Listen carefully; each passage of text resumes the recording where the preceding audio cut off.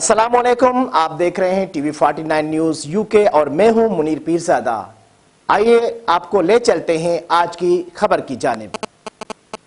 राहे वफा के शहीदों, राहे वफा के शहीदों, राहे वफा के शहीदों, ऐदी के रखवालो, तुम्हें बहिश्त की राहें सलाम कहती है, तुम्हें बहिश्त की राह।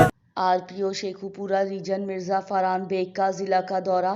Regional police officer Sheikhupura region Mirza Farhan Baig ने ईद का तीसरा दिन कसूर पुलिस के शोहदा की फैमिलीज के साथ मसरूफ दिन गुजारा। आइए मजीद बता रहे हैं कसूर से हमारे नुमाइंदे मियां खलील सिद्दीक आराई। जी मियां खलील सिद्दीक, क्या तफसीलात हैं, आगाह कीजिएगा। जी बिल्कुल, कसूर ईद का तीसरा दिन शहीद एएसआई नसीर भुल्लर, शहीद मोहम्मद आमर और शहीद हदायत अली की फैमिलीज़ के साथ मसरूफ़ गुजारा।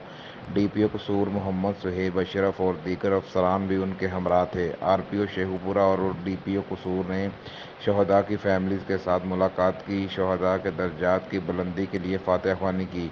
महकमा पुलिस की तरफ से ईद के तोहफ़े, गुलदस्ते और मिठाई पेश की। पुलिस अफसरान ने बच्चों के साथ प्यार की और फैमिलीज़ के साथ घुल मिल गए। शहदा पुलिस महकमे के माथे का झूमर है, जिनकी कुर्बानी को कभी फरामोश नहीं किया जा सकता।